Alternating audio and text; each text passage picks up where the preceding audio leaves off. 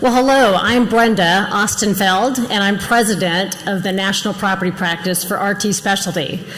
I'm excited today to have this opportunity to introduce this afternoon's keynote speaker, one of the true great leaders in the insurance industry, Patrick G. Ryan. I personally have been fortunate to work with Pat Ryan in my days at Aon in the past, as well as now at Ryan Turner Specialty, after building the wholesale firm Westrope, and we sold to Pat Ryan.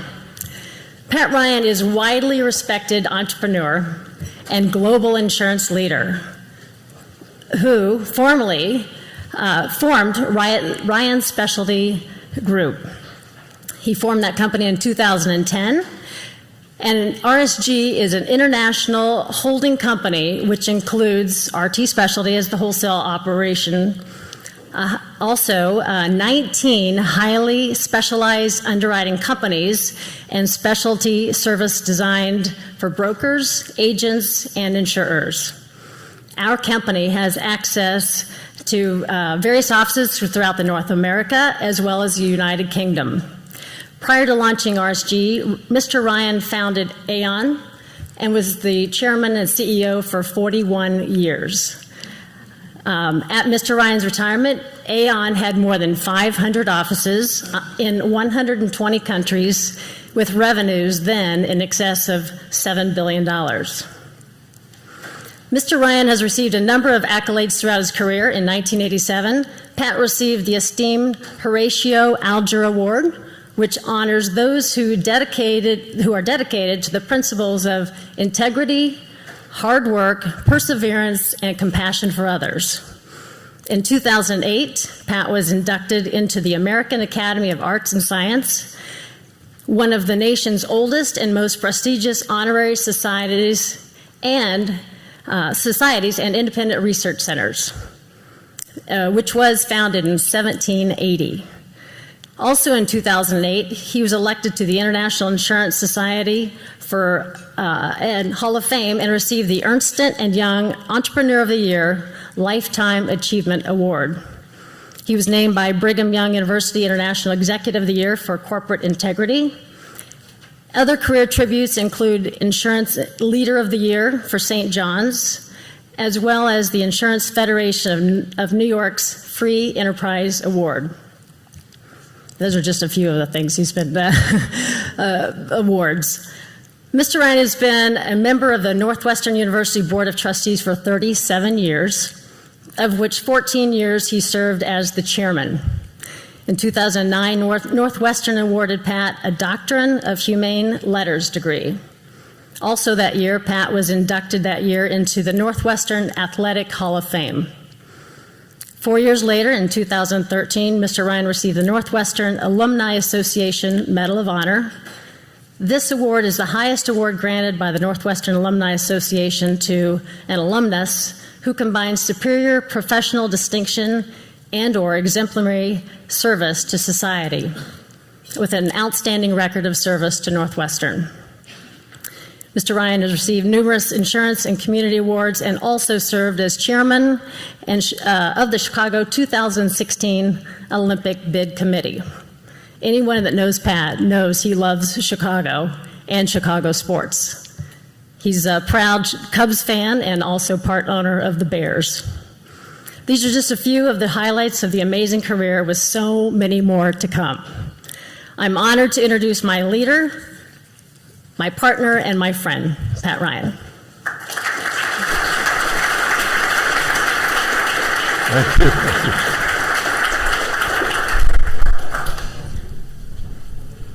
That's really one of the better introductions, maybe the best introduction I've ever had. Thank you, Brenda. One thing about getting older is that you can have cataract eye surgery. So that's not me anymore. Except people say to me, get your glasses back. You got these bags under your eyes, dark circles. You can't see them with the glasses. But I'm not going to wear the glasses. So let me say it's really good to be here. I think it's an interesting time to be here. And I only reflect on that as to what was said here in New York yesterday at an S&P conference by some carriers about giving the pen to brokers. I think the quote was, giving the keys to the inmates to run the asylum. Kind of funny, but not really. Not really. So I'm not going to talk about that quite yet, but I'm going to reference that. But what I'd like to do is set the stage, and Brenda talked about starting Ryan's Specialty Group after my 41 years at Aon, and what isn't well known is that the first company that was the foundation for what became Aon, later name changed to Aon, was in fact an MGU. So I come by this interest in the E&S market, wholesale and managing underwriting facilities, with a long perspective on what that has meant to the industry. And when I was getting ready to retire from Aon, I actually thought about buying Sweat & Crawford because we were selling Sweat & Crawford, and all the bids were low balls. And I was going to just stay long enough for Greg Case get his sea legs, but the board said, you've got to stay until we tell you that it's time. So I didn't buy Sweat & Crawford, but I knew what I wanted to do. I knew that there was going to be a great future in the E&S market, and that the E&S market, although really in the late 90s was only 1% in 99, bottom of that soft market, only 1% of the commercial insurance market. So it wasn't a big factor. But I really believe that it was going to become a growing factor, and that, in fact, has happened. Because in 16, well, in 99, the premiums were $7 billion in the E&S market. In 16, it's now 11, the E&S market is 11% of the total commercial market, so you can do the multiplier on that. And there were less than a handful of wholesale-only markets in 1999. Now, you'll remember that there was all of this consolidation activity that went on back then, and in fact, the E&S market was really at its low point. And yet, a lot of us believed that that was temporary and it was going to change, and was changing by the time I wanted to buy Sweat. So now, they're actually somewhere in the mid-60s of wholesale-only carriers in the E&S market. So what's happened? It's become a much more sophisticated market using data and analytics and creating significant specialties. When people ask me what I do that's different from what I did, it's that we're really in the specialty insurance business. And they try to figure out, well, are you really competing with Aon? And they're trying to get a sense because they can't figure out what a wholesaler does. So I know what a wholesaler does. Brings great value to the retail broker and to the insured, and has differentiating skills, differentiating intellectual capital, and has access to markets that can bring really creative solutions on many high hazard risks, but lots of industry that you all know about. So the other issue that I learned and believed in is that the wholesale market can be very nimble because they have to respond very quickly as the risk is brought to them. So there's an agility, a nimbleness, if that's a good word, a responsiveness, and often entrepreneurial cultures, so that they are responsive and attract people who want to build something of value. And so we believe that at RSG and RT, we have an entrepreneurial culture. We have people who are specialists. But I'm not going to do a commercial for RSG, but I want to start and talk really about why we made these investments that have been significant in creating intellectual property, hiring experts in different specialties, and investing in new facilities. And it's because we saw these changes. We believe that, in fact, these changes were going to take place and this growth was going to be there, and it has been. And so bringing resources to the E&S market has been a major part of our strategy and a major part of the success that we've had to date. So we look at it that we're always partnering with the retail broker to bring value add to the insured. So what are the value adds? Specialty expertise, as I mentioned, in both underwriting and distribution. A lot of innovation. There's a lot of innovation that comes through the E&S market, and driven by the carriers, but driven very much by the wholesale brokers. And then innovation for complex risks, and also we bring access to this great capital pool that is both stable and secure.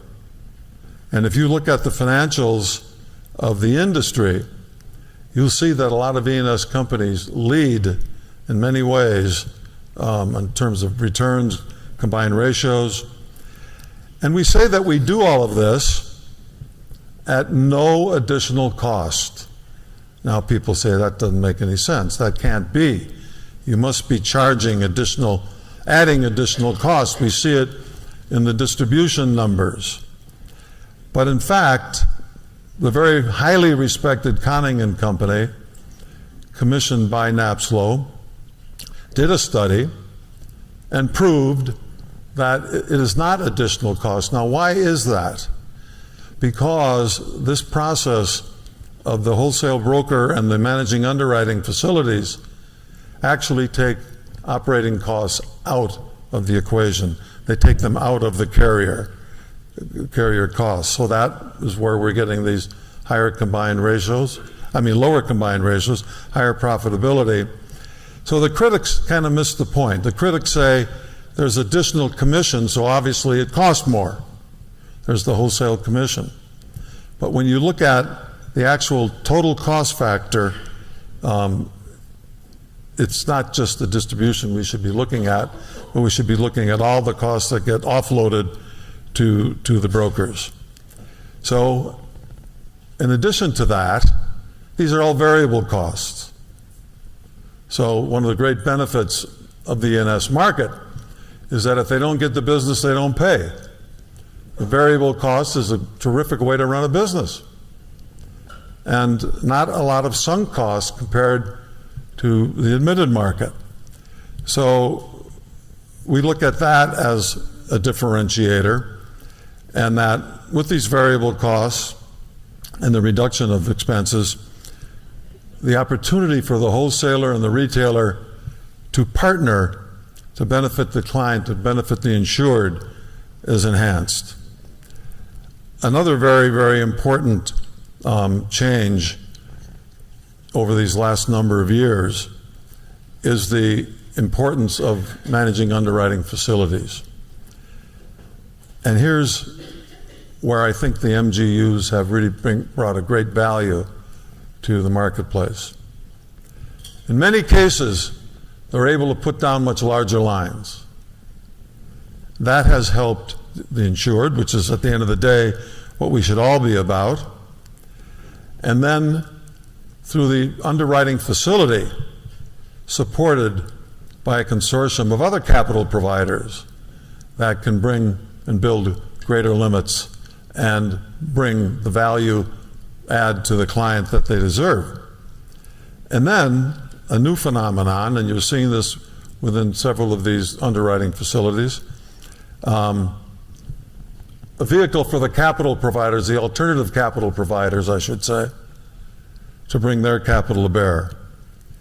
And so it's been an equation to get carriers to be able to bring greater capacity to the marketplace by bringing also reinsurance capital into play. Now, in one of these quotes yesterday, they talked about the tragedy of reinsurers supporting managing underwriters. But the reality of it is that reinsurers have a lot of unallocated capital because a lot of admitted carriers are buying a lot less reinsurance. And what are they going to do? They want to get closer to the buyer. And so they're supporting managing underwriting facilities, which is a good thing for the insured. So we have capital market access, we have reinsurance capital access, and we have the consortium of E&S carriers, including London. And that all is providing solutions to vexing problems for insureds. Now, as to the quotes from yesterday, I think people miss the boat when they say brokers should not be given the pen. Brokers really are not given the pen. Organizations that might be or are, in fact, a subsidiary of a broker organization. But these are full-fledged underwriting facilities with, in our case, we believe, in just about every case, top decile quality underwriters. These are not brokers. They are underwriters, and they're at the top of their game. And so when they say there's an underwriting facility giving the pen to the broker, they're not really aware of the fact that these people are really fully fledged, experienced underwriters and take very, very seriously their obligation to the capital provider to return a profit. As a matter of fact, and I'm fine with this, but our underwriters are really concerned about their personal brand. We're not hiring people who don't know the game. We're hiring experienced, talented people, and they don't want to damage their brand or their reputation. So this is just the exact opposite of giving the keys to the inmates of the asylum, which was the quote. So I think it's really important for people to focus in on who is really doing the underwriting and what are these delegated authorities really all about. They're about skilled underwriters. They're about people with specialty skills, especially intellectual property, and are in fact doing a really good job for their capital providers, for the brokers, and for the brokers' clients. So when I look at our underwriters and I look at the underwriters of others in our space, so I look at Arrowhead and I see what Arrowhead achieved bringing consortium capital to the quake needs of industry. I look at AmRisk, another consortium approach to providing important capital to property risks, where it is, in fact, again, consortium. So they're spreading the risk. This is the old definition of insurance. What is insurance, after all, but spreading the risk into quantifiable appetites? And that's what these facilities do. Now, are you giving the pen to brokers when you deal with AmRisk? Not a chance. Are you giving the pen to Dan Peed? He deserves the pen. Are you giving the pen to Lou DeFuria? He deserves the pen. Are you giving it to Kieran Dempsey and Nancy McMahon and our healthcare business? These are really sophisticated underwriters. So some good friends have got it wrong, and I'm here to rebut them. So that's why I say it was prescient time for me to be on this program, because, you know, we just can't let that misperception be out there. So as I look at the future, and we have a lot of clients who say to us, bring us more facilities. Bring us the ability to solve more needs. You say, well, why isn't the total underwriting industry solving all those needs? Well, I can't tell you that, but I can tell you that there are a lot of entrepreneurial talent who like the idea of building something of value where they can make a real impact. And so that mobility in the underwriting world is in many ways solved by virtue of these underwriting facilities, because they come in and they're out of the culture of the carrier. They can be nimble, they can work very closely in a granular way on the risk. I know, Duncan, you've told me over different periods of time how you've worked with in just that way. So these are, in fact, the Brown and Brown facilities, the Gallagher facilities, the CRC facilities, the RSG facilities. We have a great property facility called Windward, led by Nathan Ward, who many of you would know, but he's a top first-class underwriter and one who can really help solve that client's problems. So I just want to finish that point by saying, when you say give the keys to the insane, that's probably insulting. It's more than pejorative. But it's the tone at the top of these organizations. It's the underwriter who's got the pride, but it's also the tone at the top.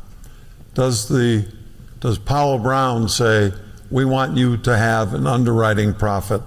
Does Pat Gallagher say that? Do the people at CRC that? Of course they do, because these are long-term investments, long-term commitments, and I submit are extremely valuable to the ultimate insureds. So we should keep that in mind. We should also learn to count. We should learn to count what is called an acquisition cost, but in fact absorbs a lot of operating costs. And that it's not just, don't look at just the label on an expense. So the lessons of history get forgotten too often. So I'll give you a lesson of history that I experienced personally. When they say it's a disaster to give the pens to brokers, they're going way back in history, and they're saying, do you remember when A&A got in so much financial trouble? Frank B. Hall got in so much financial trouble, because they had carriers. Those were not open markets. Those were captive. They were using them as captive facilities. And these, what I just described, are all open markets managed by important underwriting talent. So there are danger signs when you give some wrong people the pen. But one danger sign is if it's not an open market. Another danger sign is the tone at the top. So you have to look at what that institution is all about, look at the history and quality of the underwriters, and you'll see that, in fact, these are not negatives, these are positives. So I think it's really important. I was supposed to tape this, and I forgot to press the button. So here we are, halfway through. No, we're actually almost, I've only got 5 minutes left. It's for my wife. My wife wants everything I say taped. I'm not sure what that's about. But I forgot to tape it, Brenda. I didn't press the button. So, anyhow. So I think the open market is a really critical thing. So I would just sum that point up by saying that MGUs offer stability to the underwriters. the entrepreneurial opportunity. And I think this additional capital, even though people say there's too much capital, it's driven down premiums, you know, we need capital. We're in a capitalist society. We're in an industry that needs capital, and we should welcome capital. And we should provide the opportunity for capital allocation and commitment. So I'll close by saying, in getting everybody into the E&S market, as you look at your clients, as you look at bringing them the full market, always keep in mind that the E&S market has all these wonderful attributes that truly bring new capital, additional capital, and a lot of skills to the vexing problems that we face. There's lots of complicated issues out there. They're growing in number and severity, and lack of really understanding in many cases. So it's, at the end of the day, we all have the responsibility to serve our clients, to serve the insured, I should say, without conflict. And I'm closing my case by saying that's what's being done by a tremendous sector of the industry called the E&S and wholesale managing underwriting space that we're proud to be a part of. Thank you.